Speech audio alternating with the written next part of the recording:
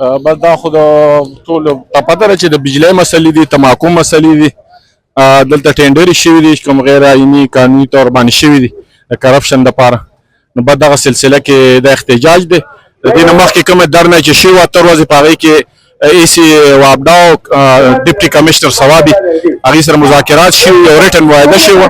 د هغه معاهدې د باندې عمل درآمد دپاره مونږ چې کوم دی نو هغې باندې عمل درآمد دپاره مونږ راغلي یو او ډي سی صاحب چې کوم دی هغې ته خواست کوو چې هغې دې راشي او زموږ هغه معاهده باندې عمل درآمد وکړي، یا تر څو عمل درآمد نه شي احتجاجونه به جاري په هغې. صوابای خلک ټول راغونډ شوي دي د بجلۍ په لوډ شیډینګ پکې چې شروع دي په خاص کر په صوابای کې دا په هغې کې په هغه کې دې وخت کې ډي سی صاحب سمج دوی سره وعدې کړې وې خو د هغه وعدو مطابق چې کوم دی نو دې ځای کې هېڅ قسمه څه دغه ونه شو. نو نن دوی بیا راغونډ شوي دي په دې سلسله کې یو احتجاج دی د ضلعې په سطح دی. په دې کې ټول مختلفو پارټو والا دي، عوام خلک دی، بلکې د خود خیلو نه د یو ځای بل ځای نه پکې هم راغلي دي. نو بس دغه احتجاج د شروع د حکومت خلاف دی.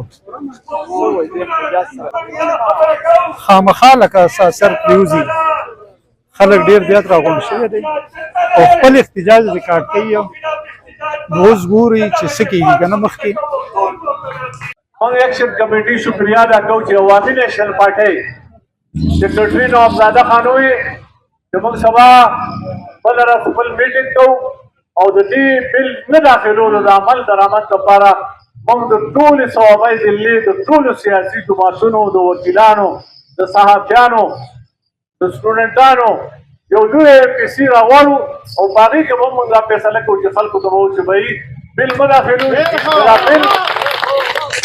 دا بل نه داخلول داسې دي چې تاسو خو دا مهرباني وکړئ دا خوند وګورئ که نه. دا اکسیانان او دا ډیسیګان او دا ایسیګان او دا به ستاسو ټولو ته درځي، ژبه به راوباسي درته. پاکستان کې څه پاتې نه دي، هغه سرکاري افسرانو او حاکمانو کورونو ته تښتولې. دا زموږ ستاسو په بیډونو دوی تنخواګانې ورکوي. نو که موږ یو میاشت ورنه کړم دوی به تنخواګانې له کوم ځای نه ورکوي. په ټینګه کوي، قرباني به ورکوئ، هر څه ته به ټینګېږو، جرمانو ته به ټینګېږو. ټول کلی دی چې هغه پلار نشي جرمانه کولی، ټول کلی دی چې هغه پلار تانې ته نشي بوتلی. په خپلو کلو کې به جرګې کوئ، لاس اوچت کوئ او دې کرپټ انتظامي سره خبرې نه کوو. ایم پي سي تقویه دی، دا وګړ جنګ دی، دا جنګ به جاري ساتو. تاسو ډېره مهرباني.